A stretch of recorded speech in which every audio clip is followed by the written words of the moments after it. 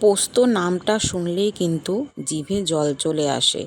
মনে হয় আজকে এক মুঠো ভাত খাওয়া বেশিই হয়ে যাবে।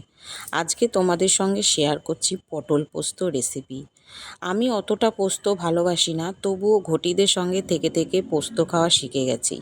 কারণ আমি বাঙাল বাড়ির মেয়ে আর ঘটি বাড়ির বউ। এদের সঙ্গে থেকে থেকে পোস্ত দিয়ে নানান রকম কিছু রান্না করাও শিখে গেছি, সবাইকে করেও খাওয়াই। আজকে পটল পোস্ত বানাবো, তার জন্য বড় বড় দেশি পটল খোসা ছাড়িয়ে দুমুখ চিড়ে রেখেছি। 50 গ্রাম জেকে পোস্ত নিয়েছি।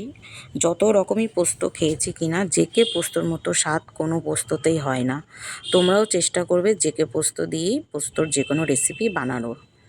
মিক্সিতে পোস্ত, আদা আর ঝালের জন্য কাঁচা লঙ্কা দিয়ে একটা মিহি পেস্ট বানিয়ে রেখে দেবে। কড়াতে সর্ষের তেল গরম করে পটলগুলো লাল করে ভেজে তুলে নেবে। ওই তেলের মধ্যে পোস্ত বাটা দিয়ে ভালো করে নেড়ে চেড়ে কাশ্মীরি লঙ্কা গুঁড়ো, হলুদ গুঁড়ো, পরিমাণ মতো নুন দিয়ে মশলাটা একটু কষিয়ে এলে এবার পটলগুলো দিয়ে দেবে।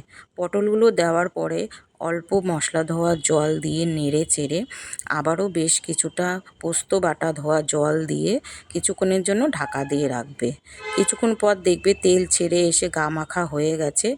নামানোর আগে একটু চিনি গুঁড়ো বা নর্মাল চিনি দিয়ে নেড়ে চেড়ে নামিয়ে নিলে রেডি হয়ে গেল পটল পোস্ত। খেতে কিন্তু দুর্দান্ত হয়েছিল।